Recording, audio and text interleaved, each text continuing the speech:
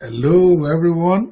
Good evening, good afternoon, and good morning, regardless, depending on where you are listening to me from all over the world. This is Dr. Okwebanwo, the Wealth Apostle and the Fearless Netpreneur. Today, on Sunday, gorgeous Sunday afternoon, I just want to share with you another one of my unplugged sessions. Unplugged means it's unscripted.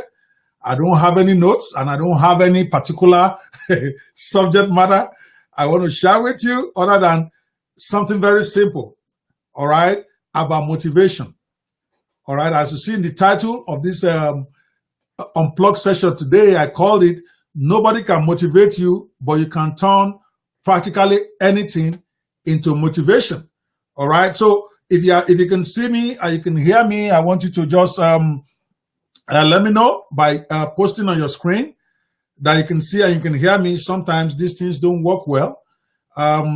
Hey, Michael Neal, my person. How are you, man? Can you see and hear me well? All right, great. At least I know somebody saw me. All right, Michael, can you hear me well? Is my audio good and my video is good? All right. So if you can hear me and see me well, I want to hear from you guys today. Because this afternoon, I'm also going to be sharing in my unplugged session something that is unique, something that is probably going to be of tremendous benefit to many of you out there. It's about motivation, but it's not going to be about what you think. All right. Many of us, the way we have been taught about motivation, I think is wrong. At least I wasn't motivated by what most of the books say about motivation. So today, as the Fearless Netpreneur, because I say what is on my mind, and because it's my show, I can say whatever I want and it's unplugged, I'm going to be telling you about it today. Newton Mbonu, good to see you. Can you hear and see me well?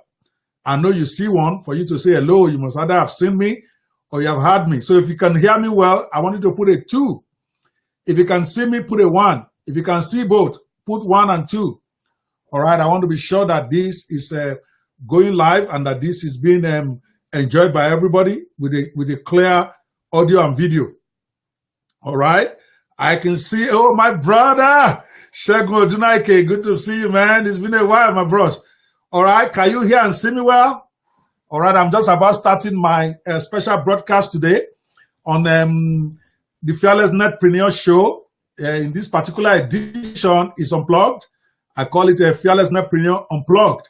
And we're going to be sharing on something that is central for every one of us. Again, most times I try to do narrow training or narrow discussion, but today I'm also going to do something general, which is about motivation. Thank you, Michael. Michael can see me. Michael can hear me. Let us make this an interactive session, people. If you have anything to say, if you have any questions, please be sure to post it. I'm seeing your questions right here on my right-hand side. I'm seeing your questions, and if I feel it's important enough, I'm going to pull it up and I'm going to answer it. I want us to have a discussion on this, my Fearless Netpreneur show today, because we're going to be discussing something that is fundamental in my own mind to everything that is going to happen in your life. Then I'm going to tell you about how a white lie from my brother Olaban, who I hope is watching today. He told me a lie when I was young, and that lie basically transformed my life. All right, and I want to share that. You probably don't know what I'm going to be talking about today, so it'll be exciting for him to know how it basically changed my life without even knowing it. All right, I'm going to share that today. Then I'm going to share what my dad had to do with my, what many people see as my strong desire to win in everything, to succeed. All right, even my dad didn't plan it like that. But something happened when I was about 6 or 7 years old that basically changed my life as far as competing is concerned. I'm going to share that with you tonight. So you're going to be learning some great stuff about how I became who I am, why I'm a very fierce competitor in everything I do, win or lose. I compete. I don't win all the time. In fact, most times I don't win. But nobody can tell you that Okwebanwo competed in anything and he didn't bring it. All right? But the two people responsible for that, for practically all my success right now, I will say it, because what you use to become great is normally put into you before you're even 12 years old. All right, the two people that had the most profound influence upon my life, I'm going to share something they did that they didn't even know. One of them is my senior brother, Olaban, who is our first son. Those of us who know me and him, they see us fighting all the time when we meet, but we love ourselves to death anyway. Heaven help you if you try to get between the two of us, even though we always fight each other. But he, more than anybody else, is responsible for my success in life, even though it was probably inadvertent on his part.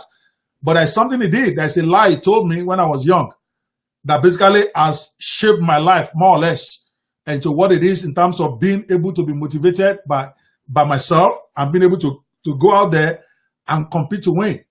Then I'm going to share what my dad did on my very first day that I brought my report card to the house. That basically also transformed the way I look at life and still motivates me even today, even though it happened more than 40 years ago, more than 45 years ago. I'm going to share that with you. Then I'm going to tie it to how you can use this to transform your life. If you think this is going to be good, I want you to give me a 3 right now. If you are listening to me and you think this is going to be a good one, I just explained to you what we're going to be doing today. I'm going to be talking about the topic, nobody can motivate you, but you can turn anything to motivation. I'm going to be sharing with you one secret, one lie that my brother Olabanwo told me that turned out to be the greatest thing that happened in my life.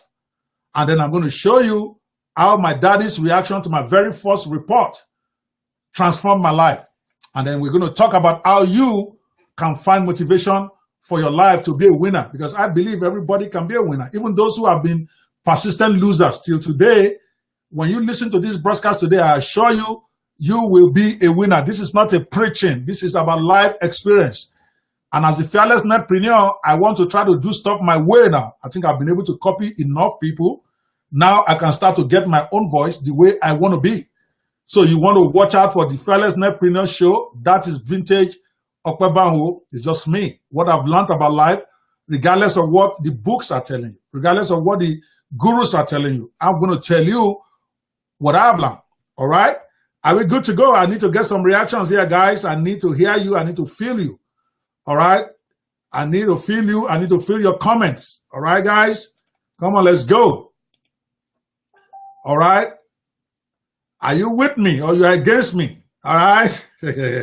I've lost my video. Where is it now? Jeez. Golly. All right? Come on, people. If you can see and you can hear me, and you think this is going to be something that will be worth your time, can you please give me a 3 on the screen? I'm waiting for that before I go on. All right? I don't got to hear from you. I'm not going to go on. I want to see people make comments. All right? I don't want this to just be about me. Come on, people. Come on, come on, come on. I want to hear from you. Good one. Dennis Isang. Okay, now that's my guy right there. Hey, Dennis, you know we are having Mobimatic launch in Nigeria next month. You are going to be one of my top affiliates. I'm coming for you. I haven't been feeling you of late, but now we are coming home. All right, Daniel and Dennis, are you going to be on there for me? I want you to be one of my top affiliates. It's coming through. We're going to talk about that tomorrow. Good to see you. All right. Sharon is good to go. Great, great, Sharon. Good to see you. You are doing an awesome job as one of my virtual assistants out there. And I see you kicking butt in your own personal business. Yes, I'm very proud of you, man. And I'm going to be doing a feature on you one of these days. But you know how it is. You got to achieve something great before I can boast about you. So keep doing it. Keep doing your thing. Good to see you. All right. So who else is there? Who else is listening now? I see several on the call, but I need to hear from you. You cannot be a passive observer today. This is a live motivational talk. I want to be sure you are here. I want to be sure you are listening. I want to be sure you are going to get something from this. All right. Sean, good to see you. Who else is there? Say something. If you are there and you can hear me, I need you to say something. All right. Come on. All righty. I'm trying to log on my phone so that I can see the comments better. Sometimes the comment on this my computer is. I want to try to do stuff that I can see. Like I told you, it's delayed a bit. All right, but I'm waiting on you guys to post questions. I see. All right, I see. All right, Neil, Shegun, Dennis. Okay, I see more and more people joining. All right. All right, and please share these videos with your group. You want to share it on your page so that people can come in and share with us today. All right. Now let's go. Now, what I want to share with you may be different from what you have learned from the books, may be different from what other people have told you. But understand today, I want to tell you about myself. I just want to tell you about what I learned about life. All right. I'm going to tell you about what I learned about my life, not what somebody is teaching me, not what somebody has said to me, but what I have learned from my experience in life. Okay. First, you have to understand this. Nobody can motivate you. Okay. Many of you waste your energy, all right, waiting for somebody to come and motivate you, but it's not going to happen. Nobody can motivate you. You have to find the motivation. Only you can motivate you. That's what I've discovered about life. That's what I've seen in people who have been successful. They motivate themselves by turning some stuff into a motivation. Some of them is by watching a video. Some of them is by seeing other people do stuff. Some of them is by what people say to them. But they now take it from there and they get motivated for the rest of their life. In other words, those who are properly motivated are people who took motivation from the circumstances around them, from the words around them, from the world around them. If you are waiting for somebody to come and motivate you, you're probably never going to get motivated, because motivation comes from deep within. It's not something somebody can give you. It is something you give yourself. All right. That is why when you watch the great ones, take the basketballers. People can do all the motivational talk they want for them, but when you talk to them or when they talk about what made them play a great game, what they will tell you, go and watch all of them, is, oh, this person said this about me. Or I watched this person do this, and I'm like, why can't I do it? So the motivation came from within. That's why you see them most times when there's a competition, they read magazines, they watch the TV, looking for something somebody said about them, looking for a comment somewhere from where they can draw inspiration, all right, because they understood that motivation comes from within, all right, but you can turn anything to motivate you. I hope you get the difference. Let me take one of the greatest coaches ever that I ever played. I'm still coming to myself, okay, don't worry. I'm going to talk about my brother. I'm going to talk about this guy, all right. Let me see if I can even get him into the screen, all right. Can you see him? This is my brother's picture showing. That's my senior brother right there. I have his picture. I don't know if, okay, I have his picture here. All right. Okay, so I have his picture here. That's my senior brother. His name is Oliver, who is an architect, probably the best architect in the world, as far as I'm concerned, and I'm probably biased, but I'm going to be talking about him in a minute. All right. But let's come back to me now. What I'm saying is that when you take Phil Jackson, one of the most successful basketball coaches of all time, there's a reason why every team he won multiple championships, okay? When he came to Chicago, even though they've been playing well, they've never won a title. He won 3 in a row, all right? Came back and won another 3. So 6 in 7 years, the man won. Again, by the time he got to Los Angeles Lakers, all right, the people already had the talent, okay? He didn't change the team, because people would tell me Phil Jackson really is not a great coach because he always had great players. But how come they didn't win before he got there? When he got to Chicago, he didn't change the team, but the team had never won anything. Michael Jordan or no Michael Jordan, they've not won the title, but he got there and won 3 in a row. Same way when he got to Los Angeles. He did not bring Kobe Bryant, okay? He did not bring Shaquille O'Neal. They were already there, and they played together the year before. They didn't win. So it's not about the talent, people. It's about knowing about how to bring the best motivation out of people. Phil Jackson recognized that you cannot motivate anybody, but you can get them to be motivated by giving them something that will motivate them.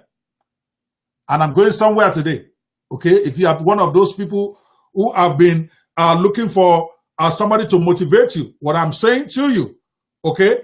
What I'm saying to you is listen to me closely, that you have to be the one to motivate yourself. What Phil Jackson does is that he buys books, he studies his players, he knows what motivates them. All right? Then he gets a book that is suited to them. They will tell you, go research it. He buys several books, a different type of book for Michael Jordan, a different type of book for Dennis Rodman, a different type of books for different players. All right? And then he makes them read it, knowing that when they read that book, they'll find something in there to motivate them. And that's how he was able to get his players to perform at peak. They call him the Zen master. He was a mind game player, but he was not playing it in a negative way. He's allowing people to find their own greatness. He doesn't make big speeches. Go and listen to Phil Jackson. He doesn't make speeches. He doesn't know how to make one because he knows it's not necessary. He knows that's not going to bring it out in you. You have to find it. Same way, take LeBron James.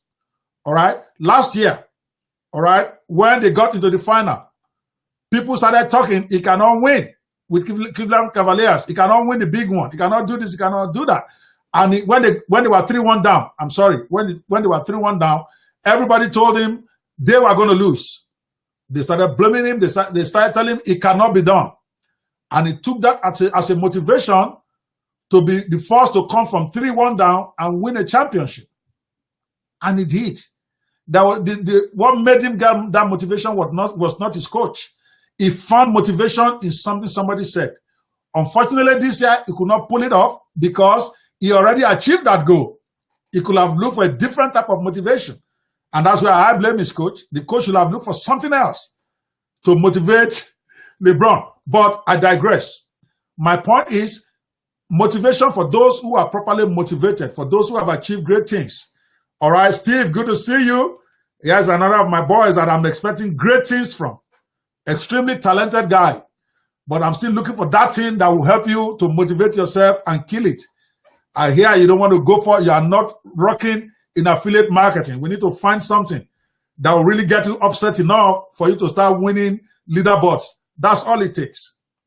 Day before yesterday, I was looking at the leaderboard of one of my friends. I really was not motivated to promote the product.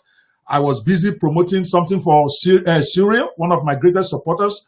And this, my friend, my Nebraskan friend, Steven, he had a launch coming on, but I really wasn't motivated. I told myself I would do it, I would do it, I would do it. But I never got on my computer and started making that list. But guess what? I saw his page when he posted the first day's leaderboard. All right? And my name was not anywhere there. And he mentioned me by name. Basically, he called me out that Dr. Opie is coming. Where is Dr. Opie on this one? And that was enough to motivate me. See, I couldn't motivate myself before that. But when I saw that, and I'm a very competitive guy, when you call me out, I'm coming. Some people don't get motivated by that. Some people get upset. Some people get tuned off. Some people turn away. But the minute I saw that, I knew I wanted to compete. I called Ifiok, my partner and my boy. I'm like, we got to get on this guy's leaderboard. I don't care what it takes. We are doing it today. And he said, yes, sir. And he didn't even did most of the work. I did little, but I was on him. I was on top of him. We got to get on this leaderboard. I don't care what it takes. We will get, because tomorrow, this guy is not going to post out there and be asking for me. He better be saying, I'm crushing people. See, that motivated me. I couldn't find it in myself, but I took that thing he said as a motivation. So you got to look for something to motivate you. Without motivation, you're not going to win. Talent is overrated, people. Talent is overrated. I keep saying it. Even if you don't have any talent, you can be a big winner if you are motivated enough. But you got to find it. You can't wait for your pastor to give it to you. You can't wait for your friend to give it to you. You got to find something that motivates you in what is going on around you. And you need to know yourself. All right? You need to know what gets your blood flowing. What makes you get up in the morning and say, screw this, I'm going to win. You know that. Then what you should do is be looking for things that will give you that. See, that's the key. You got to, other people don't know that. If they don't know you too well, they don't know what motivates you. I have my staff, for instance. I think I fairly know many of them, what motivates them, but I'm still a work in progress. because some of them have not worked with me for a long time.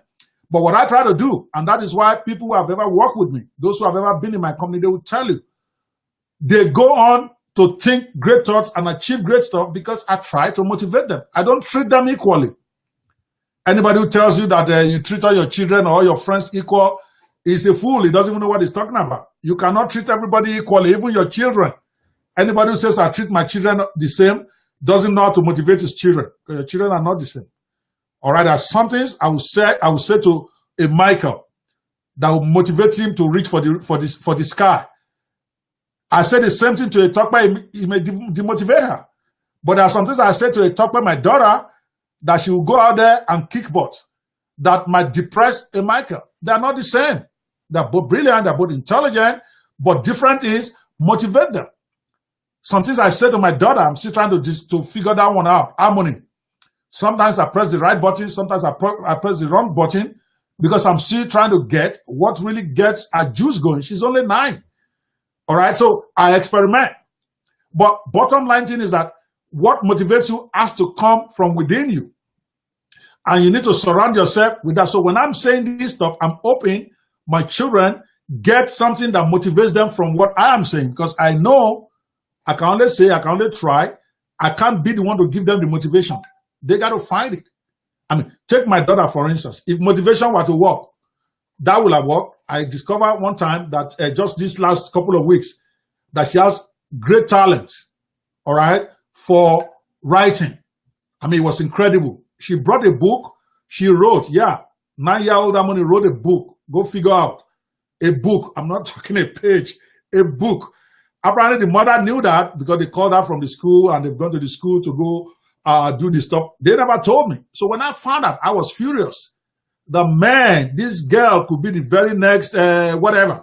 So I thought I was going to motivate her, all right, by talking to her like an adult, that now that you have this talent, now that you have been recognized as a writer, you need to understand that you are not like anybody else. You need to be writing every day. This is summer.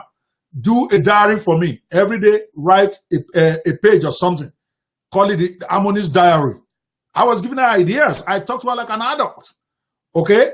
Now, that is something that was a very good pep talk. And my daughter, my first daughter, Tokpa, was watching us when I was talking to Harmony. Harmony is 9 years old.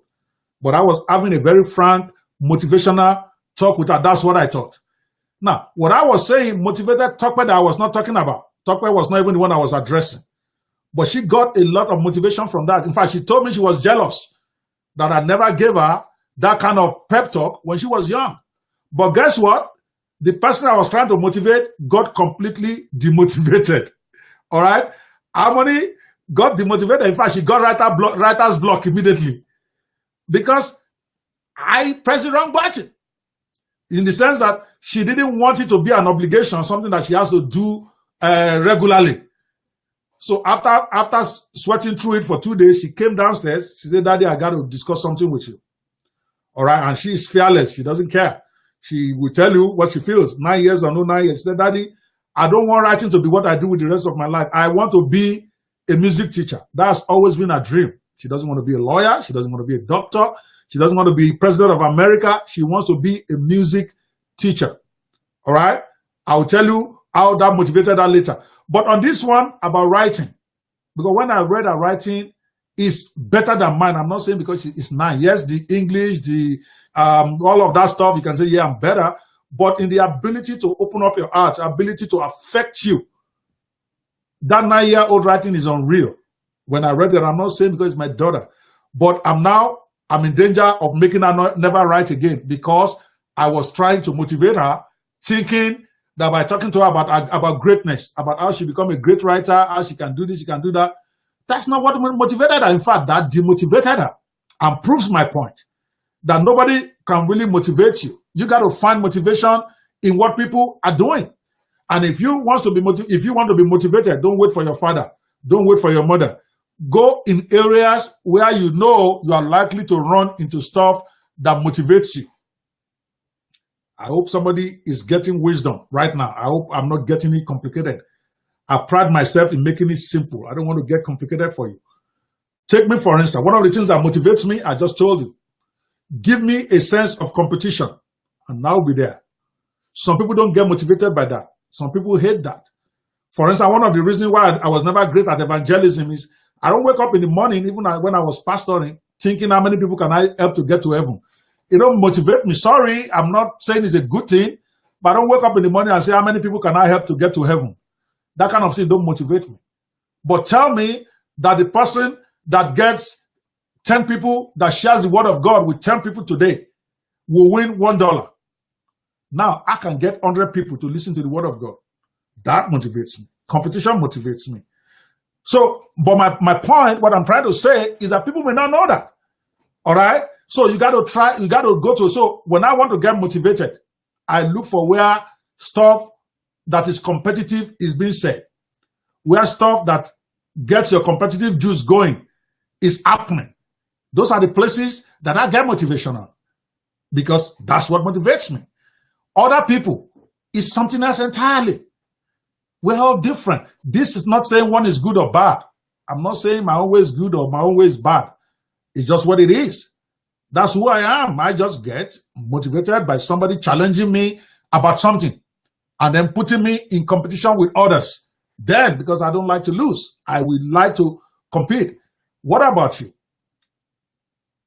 Okay? Look at all the people out there. Different things motivate different people. Nobody can motivate you, but you can find motivation in anything.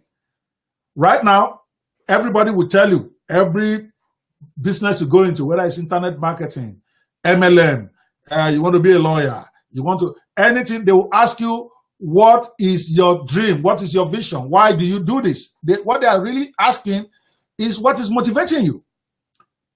Okay? Because without motivation, you're not going to get anything done. Philip Joseph, good to see you. All right. If anybody asks any question as I'm talking, okay, because I tend to get very passionate about this stuff, put in your questions. If I see your question here and it makes sense, I will raise it and try to answer the question for you, even if I don't have to mention your name if you don't want. But please post your comments. My point, what I'm saying, is that without being motivated, you cannot achieve any greatness. It's just the way it is. You got to find it. All right? And the same motivational talk does not work for everybody. So you as a leader also need to get that. What I will say to a Vaughn that will motivate Vaughn is probably different from what I will say to a Sheung that will motivate him. These are people on my team. It's my job as a leader to find it. But more their own responsibility to know what motivates them and either to subtly find a way to let me know or go to where they're going to get it. It's as simple as that. But every one of us have something that either drives you mad, drives you crazy, or gets your juice boiling, get your blood boiling. That is a motivation point. Simply find a way to put it in a situation that will motivate you for what you want to do. That's what I'm trying to say. So when you are motivated, forget it, you can accomplish anything. All right. Steve wants to know what motivates me. I just told you one. I'll tell you 3 of them. All right. What motivates me the most is a sense of competition. Show me somebody doing something better than me and then tell me I can't do it. Then it's game on. I will not sleep. I will not rest until I do my best. Sometimes I never catch up. Sometimes I never win. But that will get me going. All right. And I told you right now, what is my mission for this year? And I think that will surprise you. My mission is to make $1 million in sales this year. Not because I haven't won the money. Okay, of course, everybody wants money. This is where this will surprise you. I talk a lot about money, but money doesn't motivate me per se. I'm very honest with you. Some things I would do for free. When I was doing Kingdompreneur all over the churches, I don't charge money, but I wake and I sleep and I think Kingdompreneur because I was motivated. Put me in a competitive environment. Rub it in that you are better than me, and then I won't wither and die. I will not go away. I will keep coming. That's what motivates me. So my goal this year, for instance, I finally find it. Yes, I've said I'm going to try to make some money this year, make a name in software launching and product launches on JVZoo. But what crystallized it for me, how much I have to make this year, was when I was having a discussion with my mentor, my coach. His name is Omar Martin. Or how many of you know him? I wish I can find this. Okay, I have one of his old pictures here. I hope you would like that picture. I don't know if it's even on this call. Because you have to assume some of this stuff when you are doing it, that the people there, where is it now? I can get this. Okay, I have his picture here. I just don't know how to get it on the screen. I want to show you the picture of Omar Martin. But Omar Martin lives in Orlando. He's one of those top gurus that all of you hear about, and you hear me talk about him all the time. But recently, when I was in Raleigh, we sat down and we were just discussing. I don't know what we're even discussing, totally unrelated to my career. I think we're even talking about him. All right. So he was not trying to motivate me, is what I'm trying to say. Nobody can motivate you, but you can find motivation in anything. All right. So he was talking about some of his proteges in the R levels coaching club, and he has trained many people, including myself and a lot of other guys who have done hundreds of thousands of dollars in sales. So he was telling me that, listen, I've trained a lot of people. All right. And he mentioned some of them, some of them I know, some of them I don't know, that many of them are doing hundreds of thousands of dollars in business, but that he has not trained somebody who has earned $1 million in his career. That hooked me right there. See? And he says that he was trained by, he mentioned the guy that trained him. I think it was Thornton or somebody. Okay. Somebody I know, obviously. I'm trying to remember which of the two. There are two of them. There's Dave Nicholson and there's this other guy, John Thornhill. I think it's John. So he was saying that John trained him. Okay. And he has made millions of dollars online. And John has several of them, that now that he's also having his own proteges, he wished that he can get somebody that he would be able to tell everybody, this guy, I trained him and he has made $1 million. Right there and then, my goal for the year clicked. I want to be the first guy that Omar Martin would say, that's my guy. He has made $1 million. See what I'm saying? He wasn't talking to me. He wasn't trying to motivate me. But I got motivation from that because I needed something to push me beyond the level of that I am. By anybody's standard, I'm doing great. I mean, in the last 7 or 8 months, I think we've done close to maybe $700,000 in sales. If you had to add everything together, including those I sold in Nigeria, those that I sold on JVZoo and all that, it's about 700,000. But really, I wasn't over excited about trying to go for too much more. Yes, I know I was going to launch products. I know I was going to do more things. But the minute he made that became my defining motivation for the next few months. The minute I read that $1 million mark, you can be sure I'm going to tell everybody. I'm going to tell Omar. All right. And it's up to him to do what he says he wants to do. Then I have to find a new motivation. I don't know what that will be yet. Okay. So that just happened to be money. It could have been something else he said. For instance, it could have been, I want to see somebody who has launched 10 software. Okay. And that will have motivated him motivated me to keep creating software. So it's not about money. Don't misunderstand me. But that just happened to be something that I could pick motivation from to keep going hard, because I don't want somebody else on any of his proteges to beat me to that mark. So now he's on. That's motivation for me. He didn't intend it. So many of us, the motivation you are looking for, the person you are looking for to give it to you is not the person, because you need to be around the person or people or situation that will ginger your deep set motivation. You got to be upset. You got to be angry. You got to want it to be able to be motivated. And once you have that, you can't stop. Nobody can stop you. You will not be able to sleep. You will not be able to get up. You won't need anybody to tell you to get up at 5 a.m. I don't need anybody to tell me that. When I check my total sales and I see that it's not yet $1 million, then I know I better get my ass up and better start doing this shit. That's the way I see myself. That's how I get motivated. All right? What is yours? You got to answer that question. You got to answer it for yourself. Your pastor can't motivate you, but you can turn something that your pastor said to motivation. And so you as a leader also, if you want to motivate people behind you, you got to try to study people following you. You got to try to know what motivates them. What is their secret fears? What is their secret dream? For some people, is to go to Hawaii and lay there for 1 week. You see all these MLM people, these internet marketers. Now I have to laugh when I see many of them. Sorry, multi-level marketers. When you go to the meetings, they're trying to motivate you. Guess what most of them use? Oh, if you work well within a year, then you can be living in Hawaii, drinking coconut from the coconut tree, while all these beautiful girls are moving around you, as if that is what will motivate. That never motivated me. I've never been motivated by the thought of going to one island in the Bahamas and be drinking coconuts with 10 girls surrounding me. That has never motivated me. That could be something that motivates some people. So in my early years of doing network marketing, I never succeeded because I could never find the motivation. Money per se doesn't motivate me. By the grace of God, I've had enough. I've had plenty. I've lost it. I've made it. I've lost it. So money means nothing to me now because I know that whatever money you have today can disappear tomorrow. Okay? So money per se doesn't motivate me. I need that thing that will get me up at 5 a.m. in the morning, ready to go. So when they keep talking about all this dream of going to Hawaii Island and going to Bahamas on a coconut tree, I'm looking at them and that, okay. So because I want to go to Bahamas with some fine girls and drink coconut from a coconut tree, then I have to get up at 5 a.m. in the morning and go hustle. I just didn't see it. Some of them will tell you, when you get it, you can get a Bentley or you can get the best Maserati car out there. Cars do not motivate me. I mean, I have a $55,000 car here. I don't even remember the make, and that's honest to God truth. All right, I had a flat tire in the mall one day. Then I called sorry, not a flat tire. My car won't start. Apparently, something went wrong with the ignition because it's an ignition where you don't have to turn the key. You just press it with your fingerprint, and the car starts. I don't know what I did, but the car won't start. So I called AAA. AAA now asked me, now understand this. I've had this car less than a year. This $55,000 car, I've had it less than probably 6 months. All right. Then he asked me, what is the model and make of your car? Believe me or not, I don't remember. I didn't know whether it was a Lexus or whether it was a Toyota or whatever it is.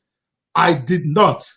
All I know that was a fine car. I had to come down from my car to go and look at it. All right. It turned out to be a Lexus, I think QVC or Q68 or even now I don't remember again. I've forgotten properly. It's Q something. I can't remember whatever.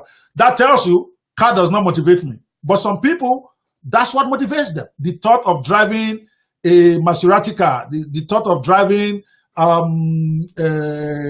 Lamborghini. I've had a Lambo. It didn't do anything to me. Yeah, nice car, but whatever. All right. And this was how many years ago? I didn't derive any particular pleasure from driving it. Okay. So, but some people, that's what makes them have orgasm, just having a car like that. Okay. So, but so if somebody is not trying to motivate me, telling me about beautiful cars I can have, is wasting his time. But if somebody wants to motivate me and they say, listen, I saw a guy yesterday who just started this internet marketing thing. And can you believe how much he made, and he's from Nigeria? And you are telling me that you can do this.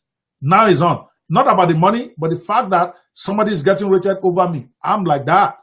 Take it or leave it. It can be in evangelism. All you need to do is show me somebody like me who's going to share the word of God in Sri Lanka.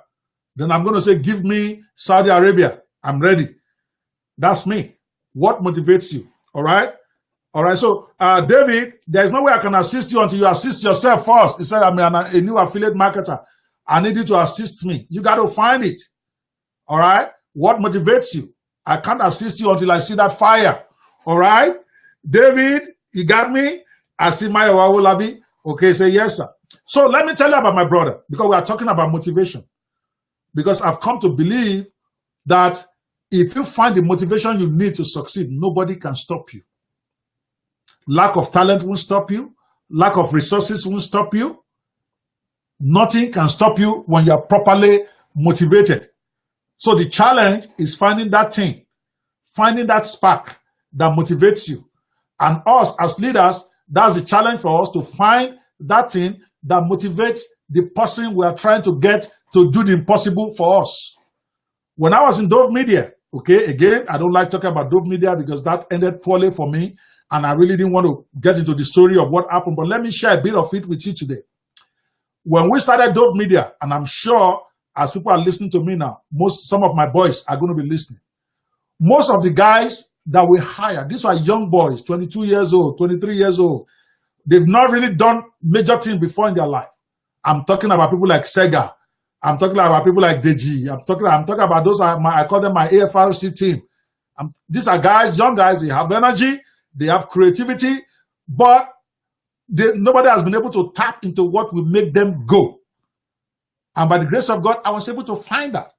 I treated everybody differently. Some of them didn't like it that I have favorites. Some of them didn't like it that I seem to like people. But I figured many of them out. I figured what motivates them. When I'm talking to Sega in his office, I'm telling totally different things than I'm telling Deji when I'm with him. Totally different than what I'm telling Tony when I'm with Tony. I speak to them as Zanki. These are young boys who are creative. So when I go to Zanki's office and I'm sitting down with him, I'm talking about stuff that I think will motivate him. Some of them is prayer. That, okay, you want to do night vigil. Like my senior brother who was with us, Pastor Bankole. You want Pastor Bankole to do something for you? Key it with prayer. The man will die there. All right? You want to talk to Sega? Talk about doing something that nobody's done before. Challenge him. Tell him that this thing you are seeing on the screen is rubbish. You just saw it yesterday. That gets him upset. By the time you wake up the next morning, Sega will have given you something you haven't seen. I was able to study them. This happened in less than 6 months. All of a sudden, you have these young boys going crazy on you. All right? They are doing crazy stuff. And every time I see them now, I'm so delighted because one of them owns his own TV station now. Sega is now more or less like a consultant to the biggest companies on stuff. I'm talking the biggest politicians. All right? Tony is in London somewhere running our own show as a movie producer. I can go on and on and on and on and list them for you. To God be the glory. It's not about me, but what I did then was I read this book that I'm just sharing the insights from. That if you want to motivate, I read a book about Phil Jackson that I was talking about. All right, the Zen Master.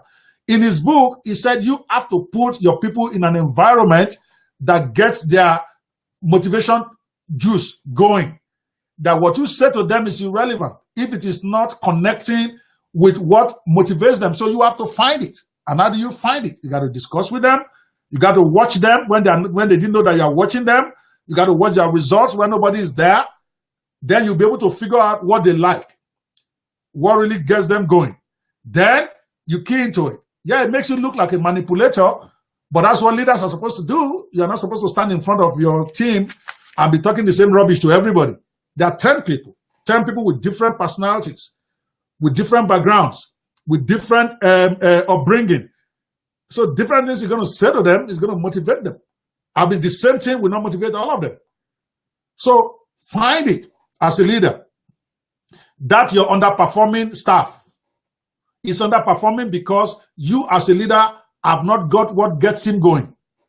If you turn the key, the same guy that cannot get anything done in 1 minute, okay? I just got a guy now, right now. I won't mention his name, okay? But this man is good at what he does, and I wouldn't even mention what he does because I don't want anybody to know who I'm talking about, or even him, all right? Or the motivation team will work. But he's been around for a long time, maybe 20 years, doing this same thing. Now he's supposed to be a superstar, but it's not. Because all the people that he works with can't find what motivates him. They are using the same style, and I've seen this guy. Okay, he's worked for me before briefly as a what I call a independent agent. Now I'm taking him on as a project. I want to see what will happen with him in 3 months because I think I figured out what gets his juices going. And all I need to do now is turn the button and watch what happens. So same way with you. All right. Now let me talk about this, my brother. All right. My senior brother, his name is Olabanhu. All right. I believe actually this guy is probably the best. It's probably what I call the best architect in the whole world. I say that with a sense of bias. But he told me a lie when we were young. All right. For those of us who know my brother, okay, you know that they will know that one, we are very close. We have the same types of friends from the time we were in the primary school because he's like 2.5 years older than me or 3 years or so. And we go everywhere together. All his friends are my friends. Most of my friends are his friends. Until recently, I don't even call him brother. I call him by his first name. I call him Ola. It's like a paddy to me. It's like my guy. All right? So we were very close. And unknown to him or even myself, I unconsciously look up to him because he's my senior brother. All right? I hope you guys are with me. If you are still with me, because this is a story that may change your life. I'm going to bring him back in a minute. All right? So I look up to this, my brother. Let me even see if I can have his picture of mine on the screen. Okay, great. I think I have him right there, which is on live somewhere. I can bring him on, and then we can talk. Brother to brother live, you are there, indicates. I would like to bring you on live. Let's talk some motivation here.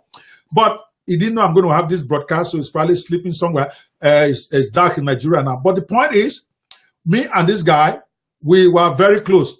Above him is my daughter, all right? I don't need my daughter in here yet. I'm going to bring her up later. She's a whole different ballgame entirely, all right? So now, we grew up together. In our very first report, okay, we collected our report sheet from our school. We grew up in Fadei, which I'm hearing is a very bad area of Nigeria, and I was poor then, but it's not as bad as people present it now. Fadei it was okay. It was a poor neighborhood, but there was no crime and all that. So we went to school there. So our first result, he was in primary 3, I was in primary 1. He was 2 years ahead of me, okay? It's always been until we got to the university. But so when he got his first report, I think it was like 9th or so. It was year 3 then, primary 3. I got mine. I was actually in first position, but I really wasn't motivated. It was not as if I was motivated to become number 1. I mean, it was my first report. I didn't even know I was doing exam. But by the time they gave us report sheet, they said I was number 1, which is okay. I was happy, but it was not like I was excited like that. I mean, I was just 6 years old. So as we were going home, we now saw a guy. This is like the third term. Okay, you know, it's at the end of the third term they give you your promotion result. So we now saw a little kid like us, my age, I think was probably also in primary 1 or primary 2. I don't remember if I knew his name now, but we saw him on the road. Just after we left the school, he was crying.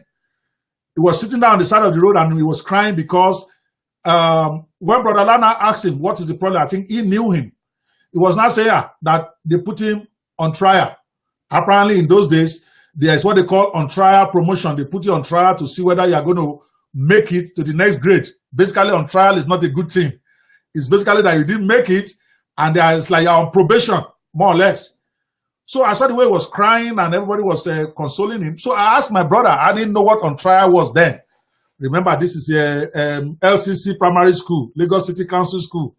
It was a local school. So the English was not correct then. So I asked him, say, brother, what is on trial? Okay, because when he said on trial, the way it sounded to me was on tire. All right, so I said, what does it mean to put somebody on tire? Okay, he now said, you don't know. That what happens is that they're going to raise a whole series of tires to about 5-story building. All right, and then they will put the boy on it. Then he has to jump back down. And if he doesn't die, then that means he has passed the tire test. I was scared to death because remember that it sounds stupid, and I'm sure Brother La probably won't remember the story because it didn't have any impact on him. He was just joking around, I'm sure. But me, that I look up to him, it was a life changer. I'm like, oh my God. If I don't do well in school, that means they're going to put me on tire. And then they're going to make me jump from 5 stories. In fact, I was almost having a heart attack as a 6-year-old. Even though I had a report card in my hand that says I was first, I had to look at it again. So I said, oh, this one is not, they're not going to put you on tire for this one. So my point is, believe it or not, and I think it will be a shocker to my brother if you were to hear me say this, all right? Believe it or not, that one little incident with me and my senior brother changed my life, changed my perspective, got me competitive. Now listen, there is no way I'm ever going to be on trial. It is not going to happen. Whatever I'm going to do, I'm going to do it. And before I knew it, it became part of me. It went into my head. It became a psychological thing. Probably the brother lad that told me then, I'd even forgotten about the entire lie that he told me. It turned out to be a white lie. I'm sure he probably was also joking then, or he probably didn't know better. I didn't know which is which, all right, because he was just 2 years older than me, and we were both in just going home. So it's possible he also believed it after hearing it from somebody else, or it's possible he was just joking. But to me, it wasn't a joke. It was like if you don't come out tops, you stand a chance of being put on tire and being asked to jump from 5 stories down of tires. Okay, I broke out in sweat. And every time I want to do exam, those who know me, I still sweat to this day. I know some of you are not going to believe this crap, but I'm telling you, even when I got to the university, when I'm about to take a test, I'm the most panic-driven guy, and people don't know why I'm panicking. Am I going to go on tire for this one? Or am I going to win? Now, of course, it's absurd. By the time I grew to secondary school, I knew this was not true. But it's already in my psyche. There's some things that bother you that you know is not true, don't you? But somehow it still bothers you because they got into you. It's got into your brain. You can't take it out. You probably need a psychotherapist or psychologist to help you get it out of your brain because many of us are victims of irrational conclusions. We are concluded in our brain, but what we concluded about is not rational. Even we know it's not rational, but it still drives us anyway. All right, it's like those people who are always suspicious of their mother-in-law. Some of them know they have great mother-in-laws, but for some reason, maybe they put that idea in their head when they were young, and then everything that is wrong with them is their mother-in-law's fault, even though they might have the best one, is what I'm saying. So this particular lie, or white lie, as I will call it, that my brother told me, that if I didn't do well, they're going to put tires up all the way to the 5th story. Okay, they're going to pack tires on top of each other. And he showed me some tires, I swear.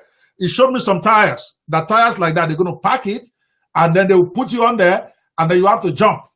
That is what they mean when they say you are on tire. Meanwhile, it was on trial that they put in the boys. No, but I was too young, and my English was not that good to know the difference between on tire and on trial. But it stayed with me till this day. I never take any exam easy. In other words, I don't think it's just an exam.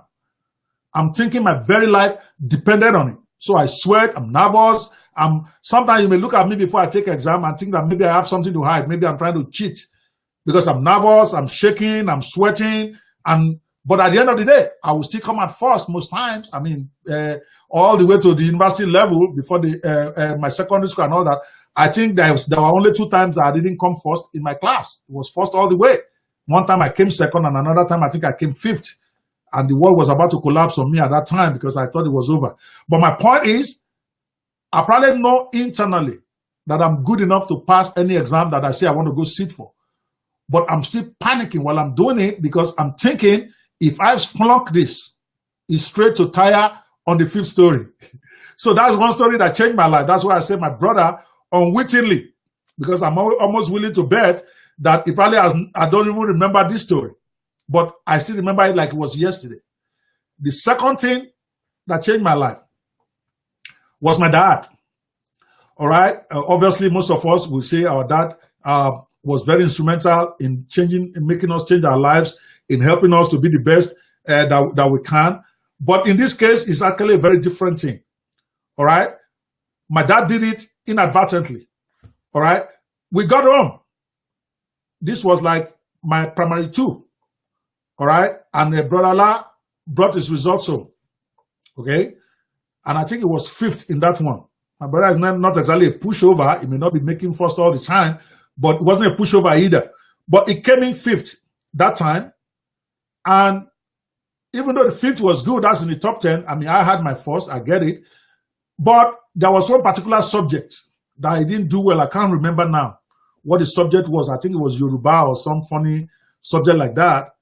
Now, the way my dad reacted, you have to understand that, of course, all of us have fathers. I'm sure you all know, you know how you feel about your father's opinion of something. Now, my dad, he really didn't yell at him. You have to understand why this affected me so much. He didn't yell at him, but he was very disappointed. His face was all sad. I'm talking about my dad. It was like, it was heartbroken. I couldn't feel it. I remember again, I was young. My brain probably over-exaggerated everything. And I get it. But I'm watching him when he was looking at Brother Last result. And it came to that thing, okay, he was not happy. Then he took my own. And I think also that was one of those subjects. I think I came 5th or so. In those days, they will have the by subject positioning and then the overall position. In the overall position, I was 1st. But in one of those subjects, I think I was like 11th or so. One I was 3rd, another one I was 11th. When my dad got to that one on the 11th, he was like going to have a heart attack. All right? The way he appeared to me as a young boy, obviously, now I know I probably exaggerated it in my mind, but he wasn't happy. And he talked to me. Dad, what do you mean? 11th. Okay, 11. He repeated my name 3 times. And I was about to enter the ground. I was about to let the ground just open and just swallow me. Forget the fact that I was first overall. The fact that he was disappointed in that subject for me and disappointed in that subject for my brother. Basically, both of us made him unhappy with those results, regardless of whether we were first or fifth. You might say that is harsh of him. I'm sure he didn't mean it like that. The man is just used to winning. He wants his kids to win. All of us want the best for our kids. I don't hold it against him at all. If anything, that incident changed my life. Because after that, I never want to bring a result home that my dad doesn't like. See, because my dad always took time. And I don't know if you're a father listening to this. I want to promise you that if you have a child that is not doing as great as you think he should be doing in school, do only one thing. You don't need to yell at them. You don't need to beat them. This is 2017. If you beat them, you're going to go to jail. In fact, you're going to demotivate them. All right? Because that doesn't really motivate the children of nowadays. They watch too much movies. All right? They're going to see you as an abusive father. But take your time to go over their results with them. Even with 10 minutes or 1 hour. Go over each subject. Okay, you came 7th here, or you scored 50 here. What happened? Okay, you got 70 here. What happened? I guarantee you, I'm not promising that will motivate all your children, but that will unleash something in some of your children. Because no child, particularly if they are still young, I'm talking about they are still under 10, under 12, that's when you can get them. When they get to 16, they already have the mind of their own. You can shout from now to tomorrow. It's something that will motivate them. But a 6-year-old boy, 7, 8, 9, still thinks his father, at least most of us, still think his father is an angel. We don't know enough to know that they are just human beings who are probably not as good as the next door person's father. But when you are 6 or 7 or 8, you think your dad is a champion. It don't matter to me if he's a barber. It doesn't matter to me if he drives Okada. When you look at your father at the age of 7, he's a champion. Okay? Because that is the only authority figure you know.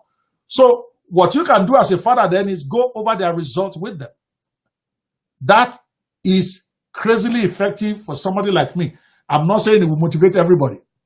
But when I knew that every time I bring a result home, I'm going to have to sit down with my dad to go over it for 1 hour to explain to him what is good, what is bad about my results, I panic and I study hard. So from the beginning of the semester, it's already at the back of my mind that when I get home with my results, at the end of the semester, me and my dad, we are going to sit down and we're going to discuss this.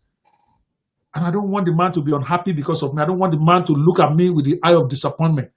That was the last thing I ever wanted my dad to think about me. So I worked extremely hard. So those 2 things gave me my motivation in life that has stood with me today. I don't like to be second. It's just the way it is. Many times I've come worse than second. Many times I've come 20th. Many times I've not even lettered in the top 100. But I never go into it accepting that. So that has helped me to be the best that I can. So you have to ask yourself, what motivates you? You got to pick it from something somebody said to you, a book that you've read. Think about it. Then try to get more of it. That is how you get motivated daily. One size does not fit all in motivation. All those banners that they post on Facebook every day motivate some, doesn't motivate some. Take me, for instance, I'm weird. There's a guy that kept sending me inbox, telling me to join them, to help them fight against cancer all over the world. People having cancer doesn't motivate me. Yeah, I feel sorry for them. Yes, I pray it never happens to anybody, not to anybody I know, anybody I don't know. I pray it doesn't happen to me. But does it get me wake up in the morning to say, let's go find cures for cancer? No, it doesn't. Or children starving in Africa. It don't motivate me. You can show me all the pictures of children starving in Africa from now till tomorrow. All I'm thinking is that their parents are stupid. Okay, that their parents should be put in jail. But it doesn't get me waking up in the morning and say, how will I go and save children starving in Africa? To some people, that's a fighting word. To some people, they will not be able to sleep just seeing a child being unable to eat. My daughter Tokwe is like that. She gets emotional when it comes to things to do with underprivileged people. That's why she can go out on the street and try to be raising money for food for people in Africa. And I keep telling her their leaders will chop the money. They won't see all this food that you are sweating, go inside the snow to go and raise money for starving children in Africa. Their leaders are going to eat the money, okay? And we all laugh. But my point is, what motivates everybody is different. So you got to find yours. If you go to a church, for instance, where what they are saying there does not motivate you to want to be a better person, does not motivate you to want to be the best you can, find another church. It doesn't matter whether the pastor there is the best preacher in the world. It comes down to you. Are you being blessed? Are you being motivated? The same way, if you have a leader that you follow right now, it can even be me, but I'm not motivating you. I'm not saying stuff that will encourage you to be better than you are. Find another mentor. I mean, there are great leaders out there. Why do I wake up in the morning and go and check what Omar has said on his wall? This morning I still check his email. I got several from him today. One of them is about a product I'm even promoting, about the thing is ending at midnight tonight. Because I look out for him, I saw it, I love what he did, I copied it, made a few changes, and used it myself. Because he motivates me. I got from other people. Some of them, the way they talk don't motivate me. The way Omar talks motivates me. Because it's always about hitting it on the money. It's always about drawing comparison about how you can be better than you are. Those are the things that motivate me. Other leaders, other people may hate that. When they get out those emails from Omar Martin, they might like, well, what's wrong with this guy? All right? He's too brash, he's too this, he's too that. They go away. That's fine. I like brash leaders. That's what gets me going. But find your own leader. Find a guy that speaks the language that makes you smile, that makes you want to get up and go kill somebody for him. That is when you get motivated. But waiting on somebody to motivate you is not going to work. All right, I hope you got some wisdom today. I think I've said enough. I'm about an hour on the mark. I like to keep my broadcast to an hour because many of you don't have the bandwidth to keep hanging with me for 2 hours. All right, I hope you are blessed today. I just want to appreciate my brother, my precious daughter here. I didn't get to talk about her much today, talk about my daughter, but I'm going to talk about her in another episode because she also was somebody that motivated me greatly. Yeah, she might think that I'm a good motivator for her. I try my best, but she has been an awesome motivator for me as a father. Same way with my daughter. She's only 9 years old, but sometimes I talk to her and I get pumped. I get motivated because they say stuff that get me going. But what about you? This is not about me or about my daughters. It's about you, but I can only share the experience that I have. All right. Remember again, this is the Fearless Netpreneur Live. All right. If you want to join me, if you want to keep following what I'm saying, go to fearlessnetpreneur.com and sign up for my blog. All right. I hope this quiz page is there already. I told somebody to put it, but if it's not there, check it again tomorrow. You'll be able to sign up to my mailing list. I want to build a special mailing list for the Fearless Netpreneur. We're not always going to be selling you stuff. Even though we will sell you stuff, we are going to tell you to buy stuff because that's what you need. But I'm also going to have a lot of free content, a lot of free motivation that I'm going to be doing every day, both through my emails as well as through my Facebook page. Let's all get to the next level. You can take it, all right? But to take it, you have to be fearless. You can't dwell on your weaknesses. You got to work on your strengths. You got to believe you're as big as the next person out there. You just got to find what will make you make that belief. Again, this is Dr. Kwebanwo, the Fearless Netpreneur, and I wish you a great Sunday. I will be on watching this thread. If you have any questions or any updates, please feel free to post it, and I'll try my best to respond to you. I hope this has been fun for you. If this has been fun and you really enjoyed this presentation, yes, I know I could be intense. My voice could be loud, but now you know me. What you see is what you get. But in spite of all my passion and my shouting, if you did enjoy this particular show, I want you to give it a thumbs up. I want you to say something nice about it. If you didn't enjoy it, also talk to me. Tell me what I could do better. What I'm trying to do is get this show to be something that everybody would love to listen to every Sunday when I bring it, or every day when I bring it. So please feel free to say your mind. I love saying my mind. So if I'm doing something wrong in my broadcast, please feel free to say it without fear. And if I'm doing something right, please encourage me. Say something nice about this broadcast. And above all, share it with your friends. It may not motivate you. What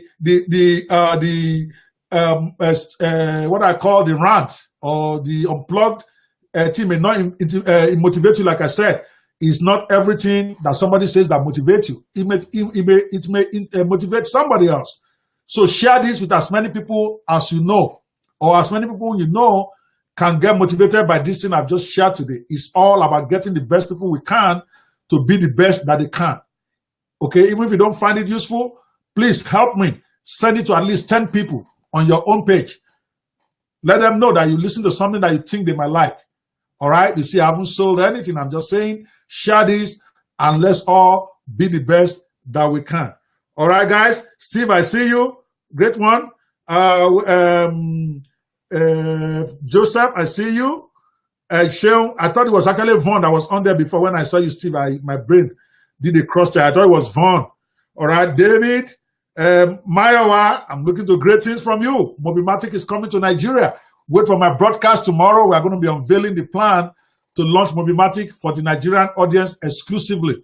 And we have a great deal coming. I'm going to expect you to win that particular competition. Okay, Mayowa, my money is on you. If you don't win, then you got to owe me some money. All right, brother. Hey, my main man. Egmon Shagun, good to see you. Samuel, good to see you. Dennis, it's been a while. Good to see you also.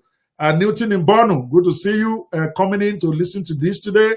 Michael Neal, as always, you have been a great supporter. Michael Neal is one of my great friends on the internet marketing circuit. Believe it or not, that guy is a multi-millionaire, but he still comes to learn all the time.